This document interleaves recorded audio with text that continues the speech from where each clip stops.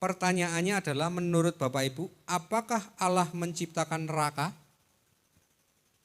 Kok tadi dikatakan api kekal yang telah sedia untuk iblis dan malaikatnya, maksudnya iblis dan roh-roh jahat. Kalau orang bijak ini akan mengatakan demikian. Masa iya sih Tuhan itu tega membiarkan manusia itu dimasukkan ke dalam neraka kekal? Nah, menurut iman Kristen bagaimana? Kira-kira apakah benar nanti orang yang masuk neraka itu sudah nggak bisa keluar lagi?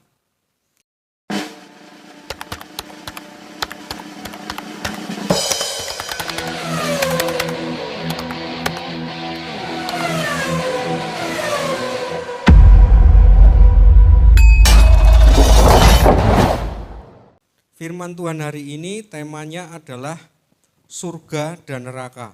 Kita buka Alkitab kita di 2 Petrus 3 ayat 12 dan 13. Yaitu kamu yang menantikan dan mempercepat kedatangan hari Allah, pada hari itu langit akan binasa, dalam api dan unsur-unsur dunia akan hancur karena nyalanya. Tetapi sesuai dengan janji-janjinya, kita menantikan langit yang baru dan bumi yang baru di mana terdapat kebenaran. Iya, jadi kalau orang Kristen ditanya, menurut iman Kristen itu surga itu di mana? Nah, kita harus bedakan surga tempat pencipta dengan surganya manusia. Karena kita ini adalah makhluk fisik, makhluk yang diberi tubuh. Maka kalau kita ditanya surganya orang Kristen, surganya manusia, ya di ayat yang dibaca tadi, dikatakan bahwa ya itu kamu yang menantikan dan mempercepat kedatangan hari Allah, pada hari itu langit akan binasa dalam nyala api dan unsur-unsur dunia akan hancur karena nyalanya. Maksudnya ini adalah ketika Yesus turun, ia akan menjadi bait Allah. Maka ketika dia turun, maka segala sesuatu yang enggak kudus itu akan hancur. Jadi bumi ini otomatis akan kudus. Makanya kalau bisa sebelum Yesus turun, itu keadaan manusia itu semua sudah percaya kepada Yesus. Karena kalau sampai enggak, maka orang itu akan otomatis tersingkir karena yang maha kudus akan turun. Ya, tetapi sesuai dengan janjinya kita menantikan langit yang baru dan bumi yang baru di mana terdapat kebenaran. Jadi surganya orang Kristen itu adalah langit dan bumi yang baru. Di mana di dalam langit dan bumi yang baru itu terdapat kebenaran. Nah, berarti kita akan hidup lagi di langit dan bumi yang baru. Itulah surga orang Kristen. Nah, sekarang kita akan lihat langit dan bumi yang baru itu seperti apa. Wahyu 21 ayat 3. Lalu aku mendengar suara yang nyaring dari tahta itu berkata, lihatlah kemah Allah ada di tengah-tengah manusia dan ia akan diam bersama-sama dengan mereka. Mereka akan menjadi umatnya dan ia akan menjadi Allah mereka. Iya, ini di langit dan bumi yang baru dikatakan bahwa lalu aku mendengar suara yang nyaring dari tahta itu berkata, lihatlah kemah Allah ada di tengah-tengah manusia. Jadi di langit dan bumi yang baru nanti ada kemah Allah. Ini adalah penglihatan, jangan diterjemahkan secara harafiah. Maksudnya kemah Allah itu apa? Nah, Allah itu kita nggak bisa melihat bentuk fisiknya Allah. Tetapi di sini kok dikatakan kemah Allah ada di tengah-tengah manusia, maksudnya bait Allah. Bait Allah siapa berarti? Yesus Kristus. Berarti Yesus Kristus akan bersama-sama dengan kita di langit baru, bumi baru. Ia akan diam bersama-sama dengan mereka, mereka akan menjadi umatnya dan ia akan menjadi Allah mereka. Berarti Yesus akan menjadi Allahnya manusia karena memang Yesus itu adalah firman-Nya Allah atau gambar wujud Allah. Kalau di kepercayaan lain kan Allahnya enggak bisa dilihat. Beda kalau di agama Kristen, Allah ini gambar wujud Allah, Yesus Kristus ini. Berarti enggak usah nyari Allahnya siapa, Yesus Kristus. Nah, baca lagi ayat 22. Wahyu 21 ayat yang kedua-dua, dan aku tidak melihat bait suci di dalamnya, Sebab Allah Tuhan yang Maha Kuasa adalah bait sucinya. Demikian juga anak domba itu. Ya, di sana tidak ada lagi bait suci, enggak ada bangunan bait suci di dalamnya. Sebab Allah Tuhan yang Maha Kuasa, Yesus Kristus adalah bait sucinya. Nah, berarti Yesus itu adalah penyataan dari diri Allah. Nah, demikian juga anak domba itu. Demikian juga Yesus Kristus. Nah, berarti ini mengatakan berarti ada wujudnya. Kalau anak domba ini berarti wujudnya manusia. Nah, ayat 23. Baca lagi ayat 23. Dan kota itu tidak memerlukan matahari dan bulan untuk menyinarinya, sebab kemuliaan Allah meneranginya dan anak domba itu adalah lampunya. Ya, ini berbicara tentang rohani, saya tidak terjemahkan secara harafiah. Dikatakan bahwa dan kota itu maksudnya di dalam langit baru bumi baru nanti ada sebuah ibu kota yang memerintah seluruh langit baru bumi baru. Diperintah oleh sebuah kota yang dinamakan Yerusalem baru. Kota juga bukan kota. Karena ini penglihatan. Kota ini maksudnya siapa? Yang sulung yang dibangkitkan. Jadi inilah orang-orang yang sulung dibangkit ketika menyongsong Yesus dan awan-awan. Di awan-awan. 144.000 yang ditebus. Mereka akan memerintah di langit baru, bumi baru. Dikatakan bahwa dan kota itu tidak memerlukan matahari. Yang enggak perlu matahari itu orang yang memerintah, maksudnya Yerusalem barunya. Kok enggak perlu matahari? Jangan diterjemahkan secara harafiah. Nanti bingung. Jadi kalau kita mikir harafiah kan, berarti kita enggak eneng matahari meneh. Nah ini secara, terjemahan secara harafiah. Ini berbicara tentang terjemahan secara rohani. Berarti kota itu tidak memerlukan matahari dan bulan untuk menyinarinya. Sebab kemuliaan Allah meneranginya dan anak domba itu adalah lampunya. Kemuliaan Allah meneranginya. Terang itu artinya apa dalam secara rohani? Terang berbicara tentang kebenaran, kebaikan, dan keadilan. Berarti di langit baru dan bumi baru enggak ada peraturan hukum yang ngatur pemerintah ini. Enggak ada undang-undang. Karena apa? Karena kemuliaan Allah meneranginya. Karena Allah bersama mereka, Yesus Kristus. Jadi kira enggak ada orang pemerintahannya di langit baru bumi baru. Ini pemerintahannya wis pasti pemerintahnya taat hukum. Kan yang menyebabkan negara itu maju apa enggak ini sebenarnya tergantung pemerintahan. Kalau pemerintahannya enggak bagus, sekalipun itu negaranya bagus, banyak hasil tambang seperti negara Konoha. Negara Konoha itu kan negara yang paling kaya di dunia sebenarnya. Daerahnya maksudnya tempatnya. Tetapi kalau negaranya orang-orangnya enggak maju karena pemerintahannya melanggar hukum KB. Makanya negaranya enggak jadi negara kaya. Nah, kembali baca ayat 24. Dan bangsa akan berjalan di dalam cahayanya dan raja-raja di bumi membawa kekayaan mereka kepadanya. Nah dikatakan berarti dan bangsa-bangsa berarti orang-orang yang di luar kota Yerusalem, di luar ibu kota. Dan bangsa-bangsa akan berjalan dalam cahayanya. Berarti akan diterangi oleh orang-orang yang hidup di kota Yerusalem. Berarti semua bangsa-bangsa nanti di langit baru dan bumi baru. Ini masing-masing pemerintahannya ini dari orang yang terpilih. Jadi pemerintahannya itu pemerintahan yang merintah di langit baru bumi baru itu yang merintah siapa ditentukan dari sekarang orangnya. Jadi orang-orang yang sekarang lebih dahulu bangkit nanti di langit baru bumi baru mereka akan diberi kekuasaan untuk memerintah. Dan semua orang-orang yang lain akan nurut.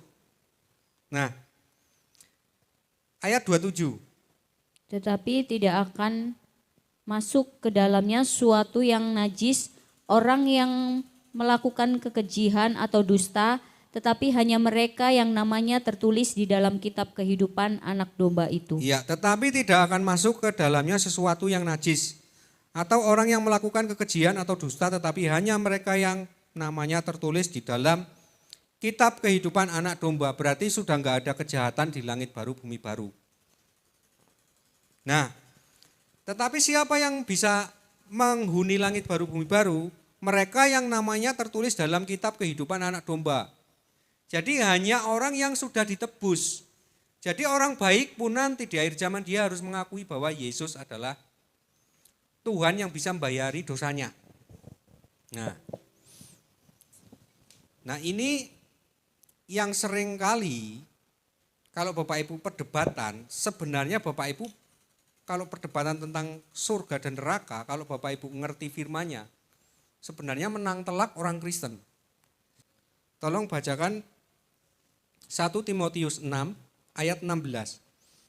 Dialah satu-satunya yang tidak takluk kepada maut, bersemayam dalam terang yang tak terhampiri, seorang pun tak pernah melihat dia, dan memang manusia tidak dapat melihat dia. Baginya lah hormat dan kuasa yang kekal. Amin. Nah, di dalam iman Kristen dikatakan bahwa gak ada orang yang pernah naik ke surga. Ini bukan kata saya, kata Alkitab. Nanti saya akan kasih firman-Nya. Terus yang di surga itu yang ada siapa? Yang di surga di atas. Dikatakan di dalam firman Tuhan tadi, dialah satu-satunya. Siapa ini? Yesus Kristus. Yang tidak takluk kepada maut, bersemayam dalam terang yang tak terhampiri. Nah inilah yang dikatakan surga. Terang yang tak terhampiri. Jadi di tempat di mana pencipta itu ada. Nah, seorang pun tidak pernah melihat dia dan memang manusia tidak dapat melihat dia. Seorang pun tidak pernah melihat Yesus ketika Yesus berada di dalam terang yang tak terhampiri. Berarti kan enggak ada orang yang sanggup pergi ke sana.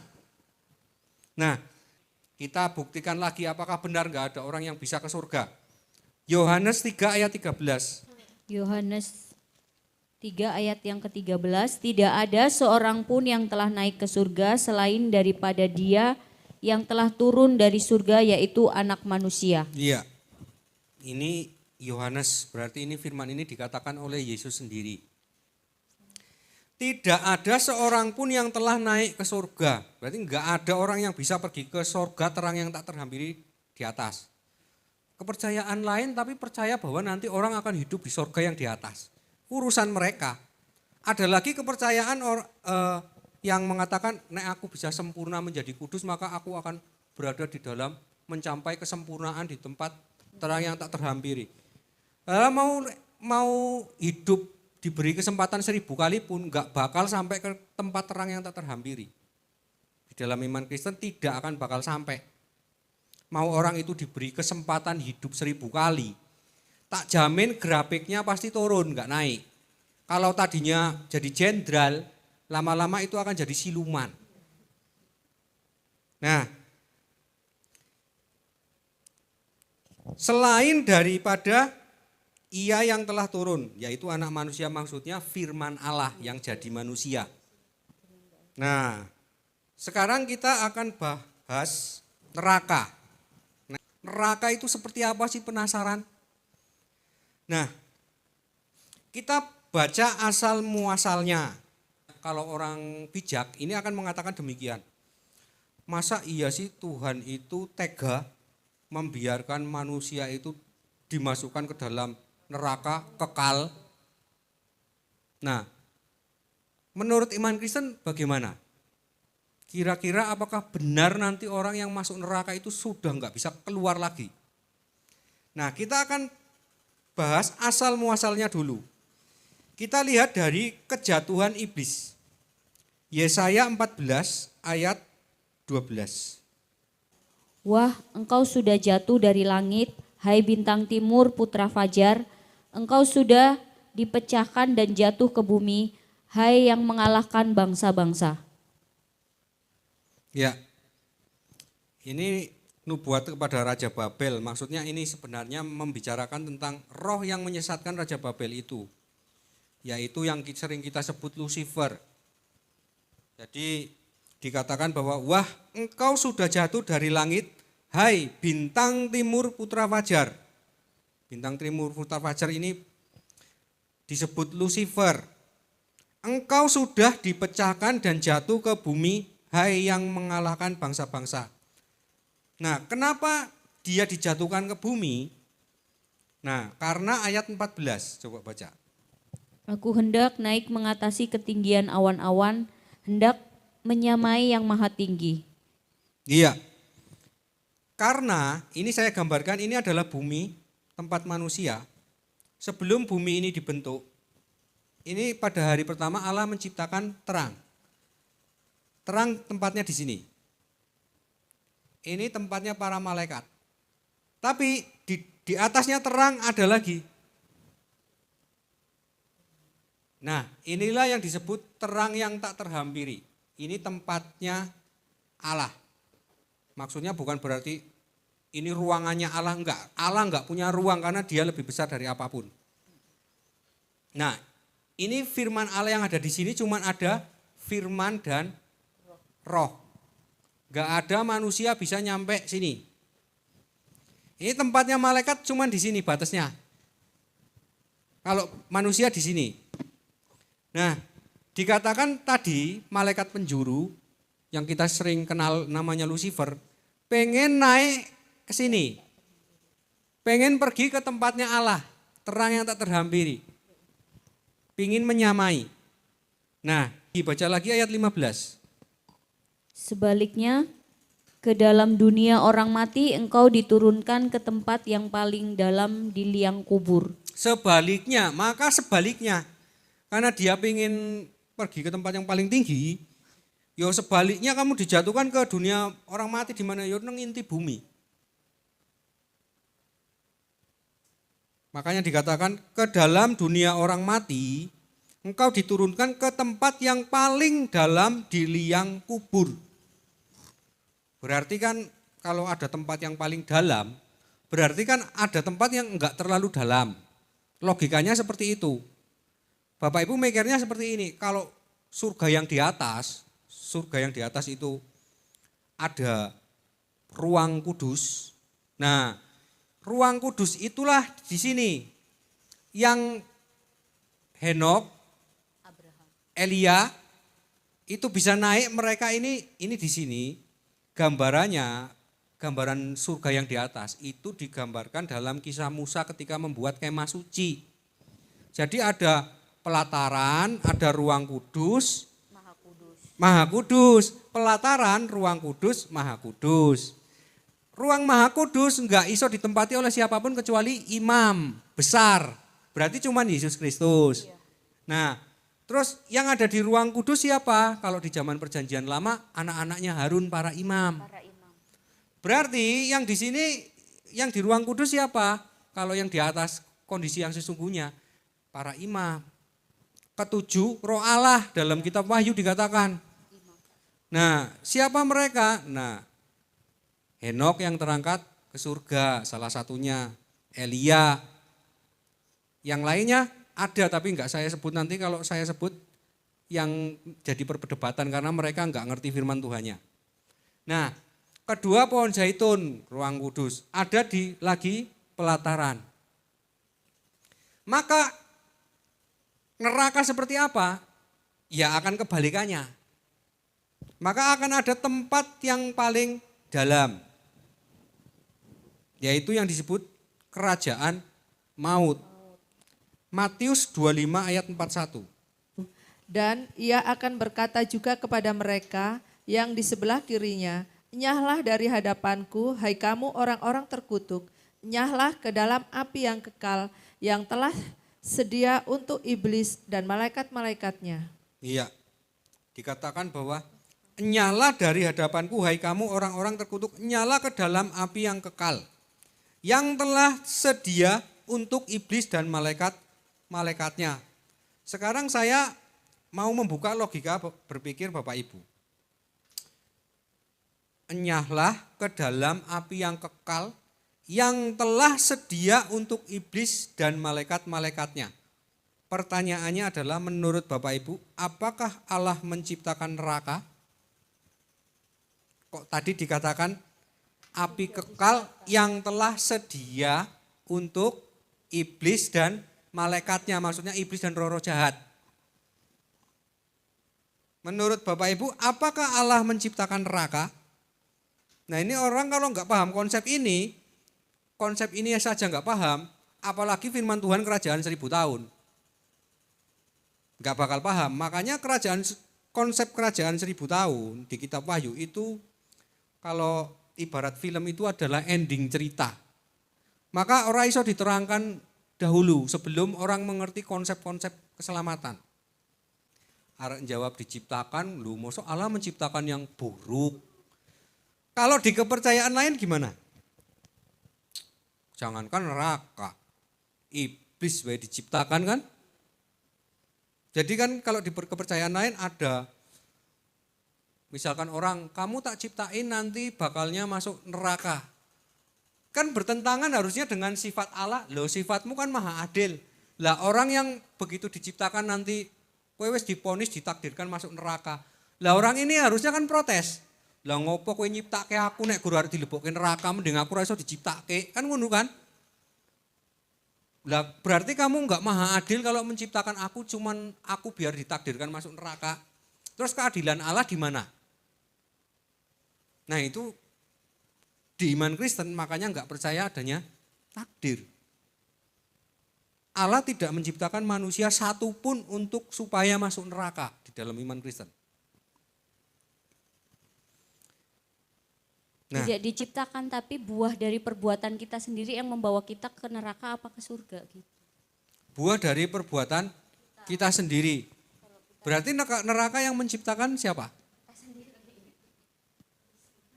Ya, kita akan lihat, kita selidiki. Kok bisa sih jadi ada tempat neraka seolah-olah seperti ini? Kayak udah disiapin. Nah ya seperti kesannya seperti sudah disiapkan. Ini untuk orang yang jahat makanya ditaruh ini. Padahal bukan kayak gitu. Nah konsepnya itu berawal dari Allah. Allah itu apa sejatinya? Kita harus sejatinya Allah harus kenal dulu. Nah 1 Yohanes 1 ayat 5 dan 6. Allah adalah terang dan inilah berita yang telah kami dengar dari Dia dan yang kami sampaikan kepada kamu. Allah adalah terang dan di dalam Dia sama sekali tidak ada kegelapan. Iya, ayat 6. Jika kita katakan bahwa kita beroleh persekutuan dengan Dia, namun kita hidup di dalam kegelapan, kita berdusta dan kita tidak melakukan kebenaran. Nah, kita lihat sejatinya sebelum ada bumi. Sebelum ada bumi dan ini juga malaikat-malaikat, sejatinya Allah itu terang. Terang itu berbicara tentang apa? Ayat ke-6 tadi, kebenaran kan? Kebenaran, berarti dia menciptakan sesuatu yang benar, sesuai dengan sejatinya Allah. Diciptakan yang benar, malaikat juga tak diciptakan benar. Memantulkan cahaya kemuliaan Allah, kayak bintang-bintang memberi sinar.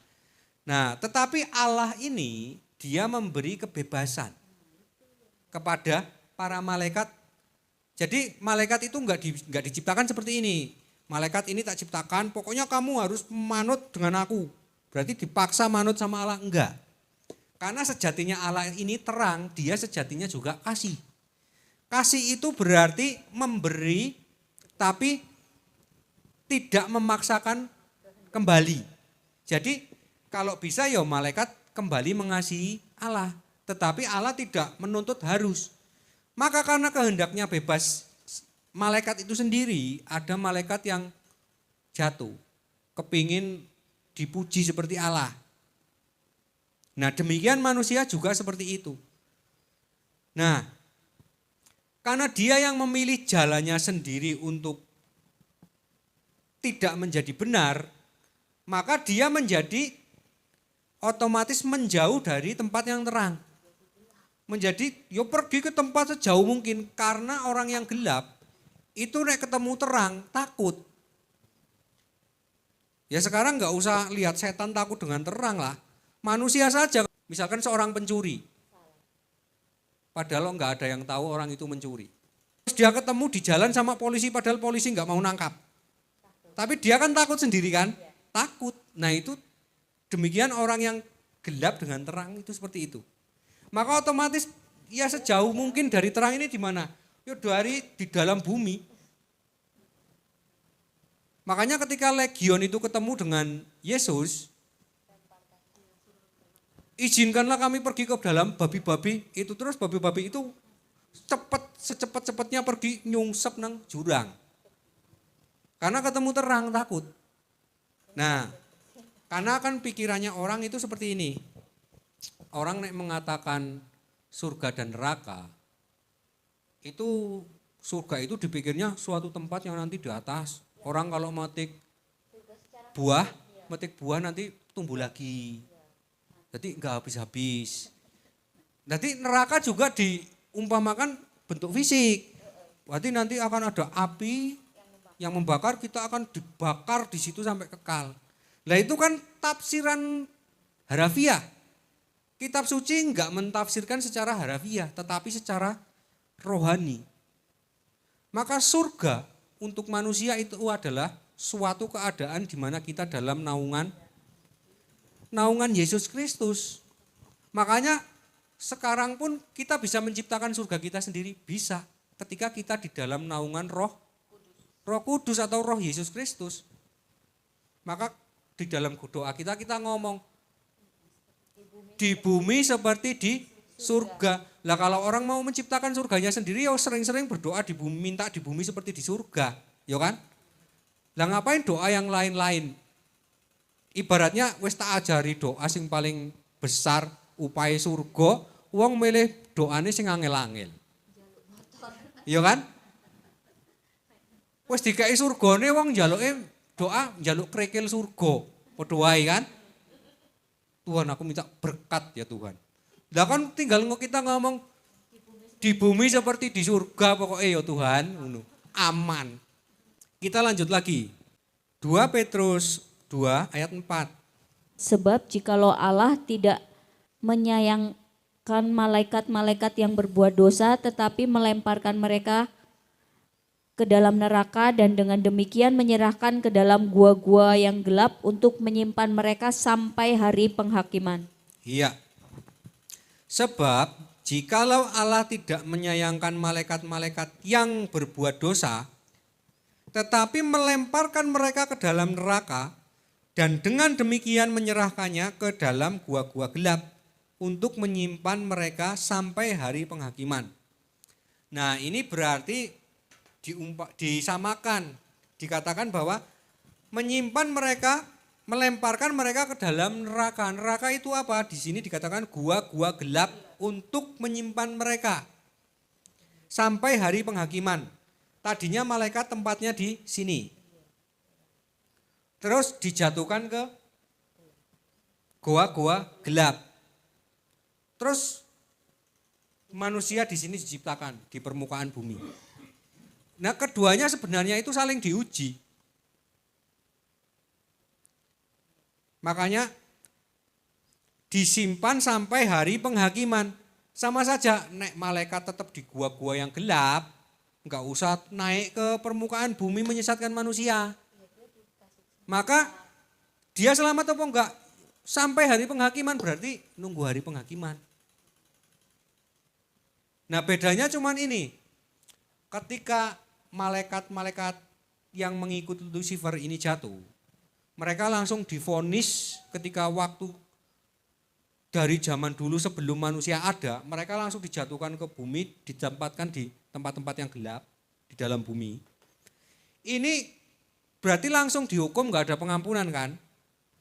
Cuman jangan berbicara berarti malaikat itu sudah pasti kekal di neraka. Kan di sini masih dikatakan sampai hari penghakiman. Nah, terus yang dikatakan kekal di neraka yang gak bisa selamat itu siapa? Nah, itu iblis. Kenapa iblis gak bisa selamat lagi?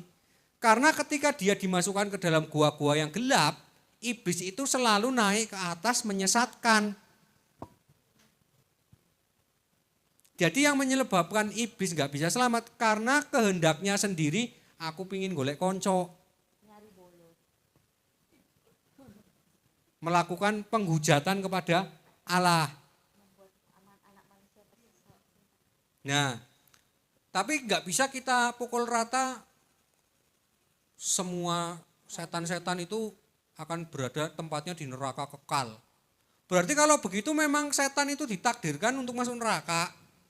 Kan Allah tidak menciptakan malaikat untuk masuk neraka. Nah, sekarang kita lihat dosanya malaikat. Markus 3 ayat 28 dan 29. Aku berkata kepadamu, sesungguhnya semua dosa dan hujat anak-anak manusia akan diampuni, ya semua hujat yang mereka ucapkan. Tetapi apabila seorang menghujat Roh Kudus, ia tidak mendapat ampun selama-lamanya, melainkan bersalah karena berbuat dosa kekal. Iya. Dikatakan bahwa aku berkata kepadamu, ini Yesus Kristus, sesungguhnya semua dosa dan hujat anak manusia akan diampuni. Berarti kalau manusia itu berbuat dosa dan hujat, yang dihujat siapa? Yang dihujat mungkin Yesus Kristus dihujat, tetapi menghujatnya karena dia belum mengenal siapa Yesus Kristus, maka semua penghujatan itu akan diampuni. Tapi jangan disimpulkan bahwa wis berarti kabeh engko wong arep diampuni kok, santai wae. Enggak, ini maksudnya ketika mereka bertobat dan percaya kepada Yesus, itu nanti akan diampuni. Cuman hukuman tetap hukuman. Nah, tetapi ayat 29 dikatakan, tetapi apabila seorang menghujat Roh Kudus, ia tidak mendapat ampun selama-lamanya, melainkan bersalah karena berbuat dosa kekal. Terus menghujat Roh Kudus itu gimana? Roh Kudus saja enggak kelihatan. Bagaimana kita bisa menghujat? Nah, Roh Kudus itu apa? Rohnya Allah kan? Yesus berkata, Yesus ini firman-Nya Allah ngomong, aku dan Bapa, aku dan Allah itu adalah satu. Berarti Yesus dan Roh Kudus dan Allah itu satu kan? Berarti nek menghujat firman Allah, menghujat Roh Kudus enggak? Ya menghujat. Jadi menghujat ini atau menghujat ini sama saja menghujat Roh Kudus, menghujat Allah. Maka malaikat kan menghujat karena dia makhluk roh. Wis ngerti sapa alahe. Makanya ketika Legion lihat Yesus, Yesus anak Allah yang maha tinggi. Legion itu nyebut langsung, tahu bahwa firman Allah yang turun ke bumi. Makanya Legion saja mengaku Yesus adalah anak Allah yang maha tinggi. Nah, karena apa? Legion ngerti dosane, dia menghujat. Makanya ketika dia divonis langsung turun ke bumi, penghakimannya nanti nunggu penghakiman akhir, nggak ada kasih karunia. Tapi nih anak manusia, kita kan makhluk fisik, kita belum benar-benar real tahu siapa Allah sejati. Kita pakai iman. Jadi ketika kita sekarang misalkan anak manusia sekarang menghujat, karena enggak tahu, belum tahu, atau karena disesatkan, masih ada peluang untuk diampuni. Maka ketika sekarang ada orang yang berdosa, dia mau berbalik dan bertobat dan percaya Yesus, ada kesempatan kedua untuk hidup baru. Enggak usah nunggu reinkarnasi kelamaan. Tinggal percaya Yesus itu sudah kembali hidup, kembali kesempatan kedua. Pergilah dan jangan berbuat dosa lagi. Yesus ngomong seperti itu. Nah, kok dikatakan nek menghujat Roh Kudus itu berbuat dosa kekal? Ya karena sama seperti iblis. Ketika orang itu, malaikat itu dijatuhkan ke bumi di dalam gua gelap, tetapi tetap seperti iblis, tetap menentang saja dengan Allah, maka kan selama dia menentang berarti kan dosanya kekal. Nah, itulah yang menciptakan neraka bagi iblis sendiri. Karena pilihannya sendiri memilih yang gelap. Jadi yang menciptakan neraka itu siapa? Ya makhluk itu sendiri. Karena neraka juga suatu keadaan. Sekarang Bapak Ibu campur misalkan tinggal di desa yang isinya itu pencuri dan perampok, tukang tipu, pendusta. Hiduplah di desa itu Bapak Ibu misalkan panen padi dijemur di depan. Karena isinya desa itu pencuri dan perampok, tiba-tiba hilang. Terus mau lapor, polisinya ngomong, lah wis biasa nang kene wis tradisi. Terus hidup itu orang itu di dalam kampung itu kan seperti di neraka. Siapa yang menciptakan nerakanya? Apa Allah menciptakan kampung ini kampung neraka? Ya enggak. Penghuninya di situ yang memang sistem kehidupannya itu seperti di neraka. Jadi neraka itu sebuah persekutuan. perkumpulan orang yang menciptakan nerakanya. Jadi orang-orang yang neraka akan kumpul dengan orang-orang yang neraka. Mong sebelum neraka akhir nanti, ada neraka sekarang sing eneng tingkatane. Jadi di alam maut itu ada neraka yang disebut, nah kita lihat dulu firman-Nya. Wahyu 20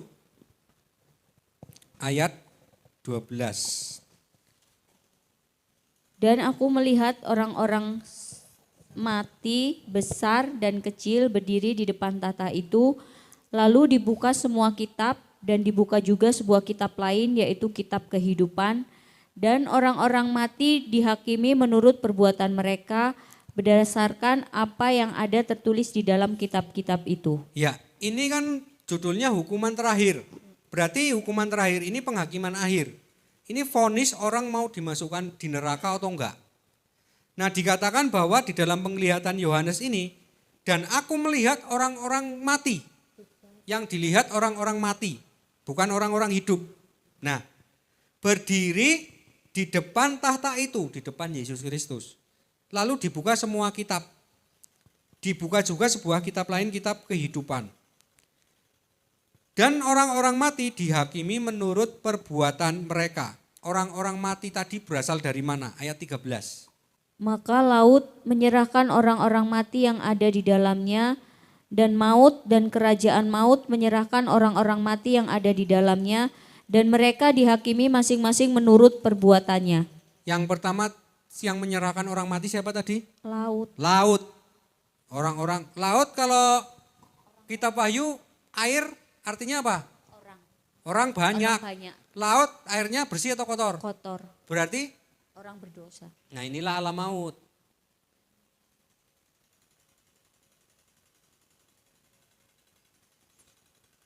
Bawahnya yang kedua yang menyerahkan orang mati? Maut. Maut. Yang terakhir? Kerajaan maut. Kerajaan maut. Berarti ada tingkatan kan? Neraka. Sebelum nanti vonis neraka akhir, berarti kalau orang mati sekarang sudah bisa masuk neraka belum? Ya ini masuknya ke sini. Karena neraka suatu keadaan, maka orang yang mati misalkan orang hidup di sini.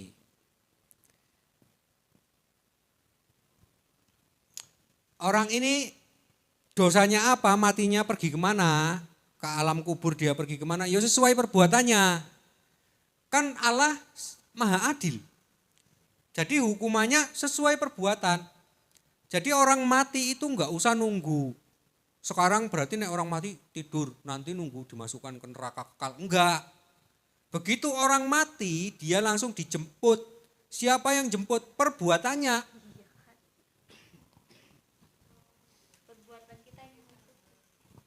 Yang mendatangkan tuntutan kan konsepnya upah dosa adalah maut. Orang hidup, kue mati. Iki langsung penuntut utang. Wong iki duwe utang apa? Pencuri. Ora pencuri. Jemput eneng jatahi pencuri kok. Padahal 90% kudus. Ya ora iso. Kene ndhisik mengisor ndhisik campur karo pencuri nang ngisor ndhisik. Manggone nanti nang kene. Lapis 1, lapis 2, lapis 3. Ini digeret dulu, dimurnikan dulu di sini. Dihakimi sesuai perbuatan. Gimana kalau dihakiminya sekarang, jangan sebelum sampai orang itu? Sebelum mati, ya ikule tugas orang Kristen. Kon pergilah ke seluruh dunia, beritakanlah Injil kepada semua makhluk. Supaya apa? Supaya orang ini yang kue 90% uripmu bener tapi 10% kue neng dosane lho. Kue pingin duwe solusi, pingin men gak diketarik ke ngene, bertobat. Percaya Yesus. Maka apa? Dosamu itu dihapuskan. Maka ketika ia mati, nah ini di zaman sebelum Yesus, ternyata ini yang dikatakan, ini dunia orang mati. Isine yo iki 3 lapis. Alam maut, maut, kerajaan maut. Nah, Tetapi di zaman sebelum Yesus itu kan ada orang-orang yang punya perjanjian seperti Bapak Abraham. Punya perjanjian bahwa sesuk nek dari keturunanmu akan tak ambil satu. Yesus Kristus yang akan menyelamatkanmu. Terus Bapak Abraham kan lahir sebelum Yesus. Mati sebelum Yesus lahir. Bapak Abraham masuk kemana? Masuk ke sorga? Kan enggak bisa. Karena apa? Iblis protes, enak mana Abraham mlebu surga, lah wong dhek duwe dosa kok. Opah dosa adalah maut. Lah Bapak Abraham terus masuk kemana? Lukas 16 ayat 23. Orang kaya itu juga mati, lalu dikubur dan sementara ia menderita sengsara di dalam alam maut, ia memandang ke atas dan dari jauh dilihatnya Abraham dan Lazarus duduk di pangkuannya. Iya. Orang kaya itu juga mati lalu dikubur. Dan sementara itu ia menderita sengsara di alam maut. Orang kaya di alam maut. Makanya ketika di alam maut, karena lapis satu, dia masih bisa lihat siapa? Abraham. Berarti Abraham enggak di alam maut. Tapi dia di mana? Di alam di maut enggak mungkin, di kerajaan maut enggak mungkin. Nah, inilah orang-orang yang diberi jaminan. Diberi tempat khusus yang dikatakan tempat perhentian. Tempatnya di mana? Dunia orang mati. Jadi di dunia orang mati itu ada tempat perhentian bersama-sama nenek moyang. Di dalam kitab Perjanjian Lama itu kalau raja-raja mati atau siapa mendapat perhentian bersama nenek moyang. Bersama nenek moyang maksudnya bersama Abraham. Jadi dikumpulkan bersama Abraham orang-orang yang mati dalam ketaatan. Orang Perjanjian Lama. Lazarus bersama Abraham di dunia orang mati tapi ini enggak seperti neraka keadaannya. Jadi sama saja neraka itu keadaan manusia yang enggak enak yang menyiksa itu disebut neraka.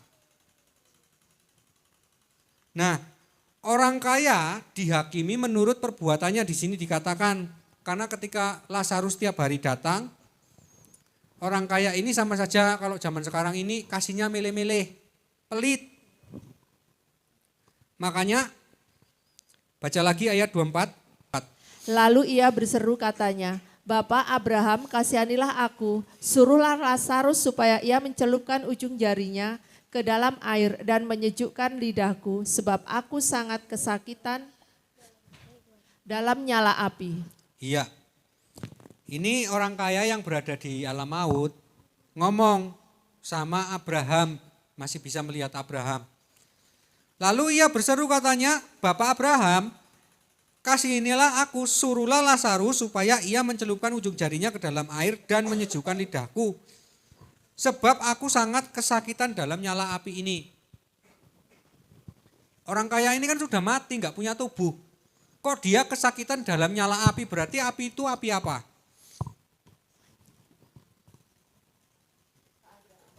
Berarti keadaan kan bukan api yang sekarang secara fisik. Berarti orang sudah mati kan enggak punya tubuh, punyanya roh dan jiwa. Masih punya kesadaran. Kok bisa kesakitan dalam nyala api, bisa kehausan? Berarti kan dia merasa tersiksa. Berarti memang api ini gambaran sesuatu yang menyiksa. Yang disiksa apa? Roh dan jiwa orang kaya itu. Jadi ketika orang kaya mati, maka dihakimi menurut perbuatannya. Loh, kowe kan biyen wis merasakan yang enak seumur hidupmu. Sekarang gantian Lazarus. Nah, terus kita mikir orang kaya ini berarti nanti setelah penghakiman akhir surga atau neraka ya. Kan dia di alam maut sudah merasakan neraka. Ya tergantung tobat enggak ketika menjalani hukuman. Jadi logikanya seperti itu. Nah, Yohanes 5 ayat 28 dan 29. Janganlah kamu heran akan hal itu, sebab saatnya akan tiba bahwa semua orang yang di dalam kuburan akan mendengar suaranya. Dan mereka telah berbuat baik akan keluar dan bangkit untuk hidup yang kekal. Tetapi mereka yang telah berbuat jahat akan bangkit untuk dihukum. Iya. Janganlah kamu heran akan hal itu, sebab saatnya akan tiba bahwa semua orang yang di dalam kuburan, berarti semua orang mati, akan mendengar suaranya, mendengar suara Yesus. Dan mereka yang telah berbuat baik akan keluar dan bangkit untuk hidup yang kekal. Tetapi mereka yang telah berbuat jahat akan bangkit untuk dihukum.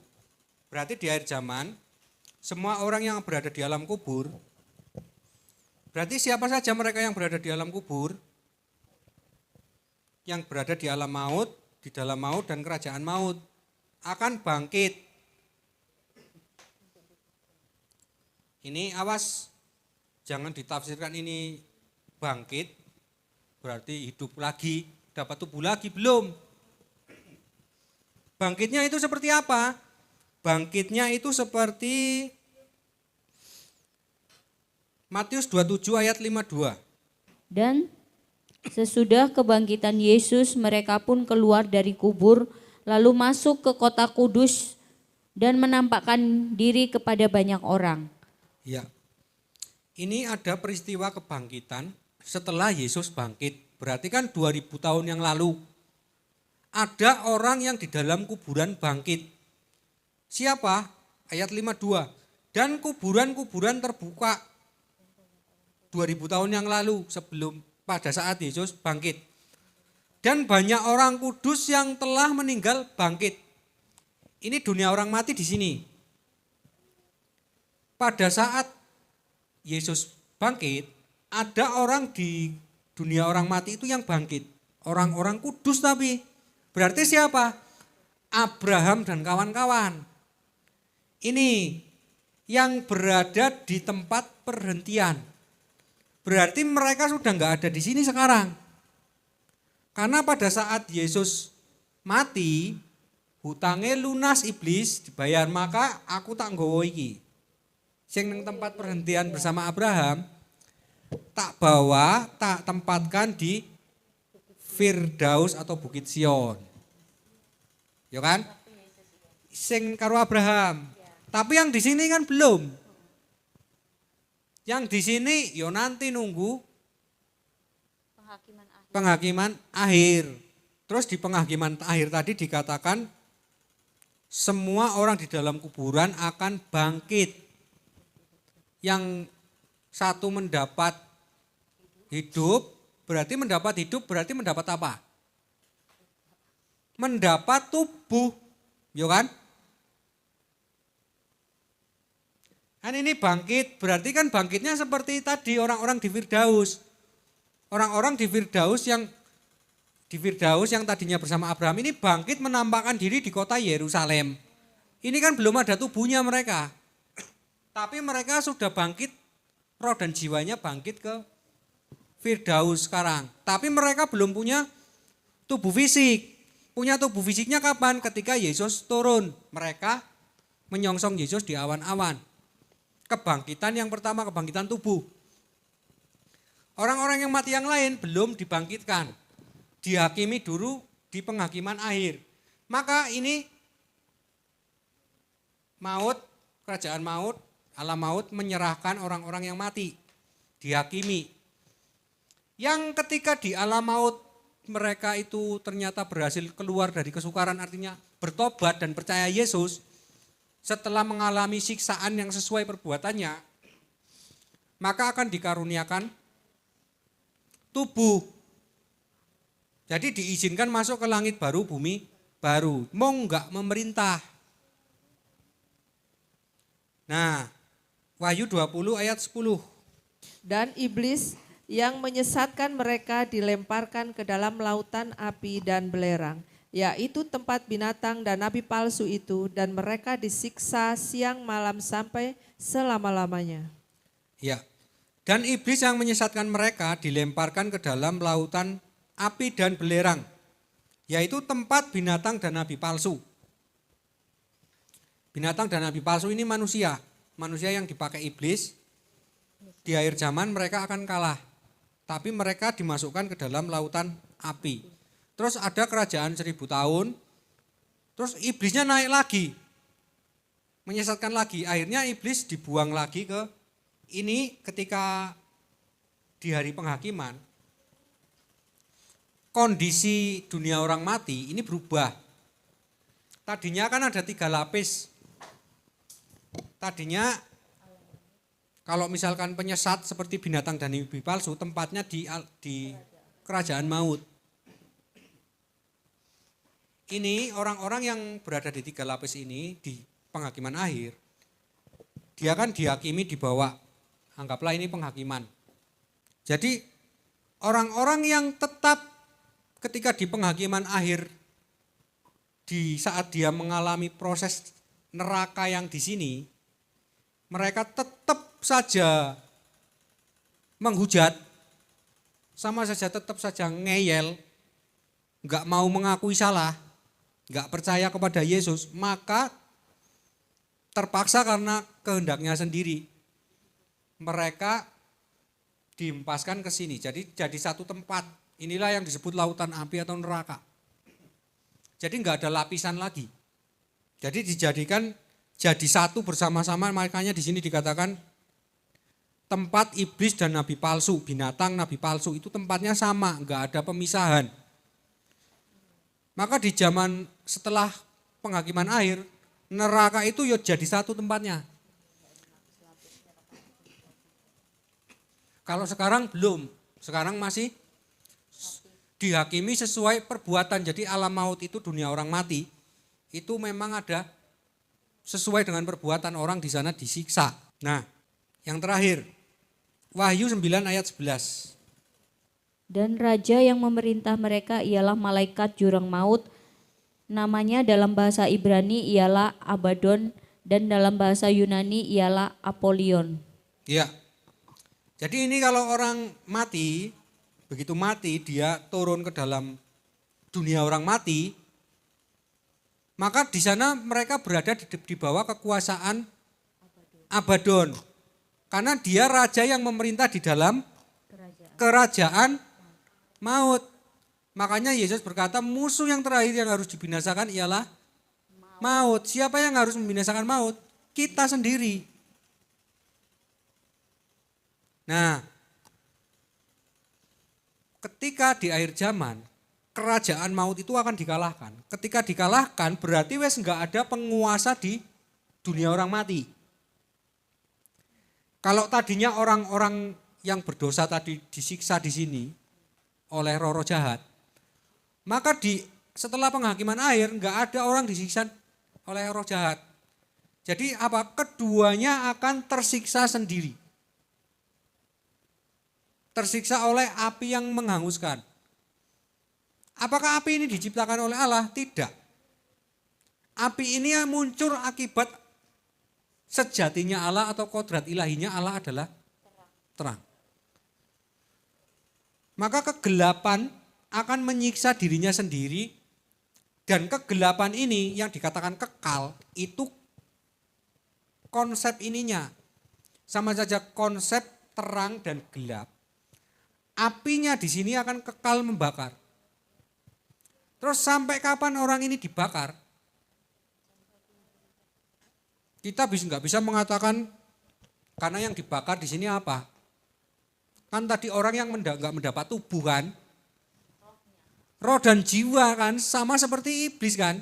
Iblis kan bukan makhluk fisik, dibakar di sini. Roh dan jiwanya tersiksa di sini. Nah, ini sampai kapan? Mungkin kalau orang dunia kan mikirnya, yo kalau selama-lamanya ya masa sih Tuhan setega itu. Nah kalau kita mengatakan misalkan di neraka 1000 tahun nanti keluar lagi, terus nanti jadi manusia lagi. Nah kita memang bisa menakar dunia roh itu berapa tahun. Kalau kita menakar dunia di sini, misalkan 1 tahun, itu berarti kalau 1 tahun itu waktunya kan 365 hari. Kita ada patokan yang untuk ngukur, putaran matahari. Lah kalau orang di alam roh, patokan 1 tahun itu berdasarkan putaran apa? Kan di sana nggak ada matahari. Makanya di dalam alam roh itu kita nggak bisa menilai di dalam alam roh 1000 tahun, 2000 tahun, yang nggak bisa dihitung wong alam roh. Yang ada ini adalah pasal. Pasalnya adalah pokoknya pasalnya kalau kamu gelap ya kamu masuk ke sini. Kumpul ya dengan orang-orang yang seperti itu. Kalau kamu terang ya masuk ke sini. Jadi sampai kapan? Ya selama kamu gelap ya kamu kekal di situ. Sampai kapan? Ya sampai berubah menjadi enggak gelap. Enggak ada batas, makanya dikatakan kekal. Terus kadang orang nyalahkan kejem temen Tuhan, membiarkan ini masuk di sini kekal. Lah dia sendiri yang mau masuk ke sini kok. Tuhan kan kepinginnya kamu balik, tobat, masuk ke dalam terang. Lah kowe dhewe pengen masuk nang kekal neraka kok nyalahin Tuhan.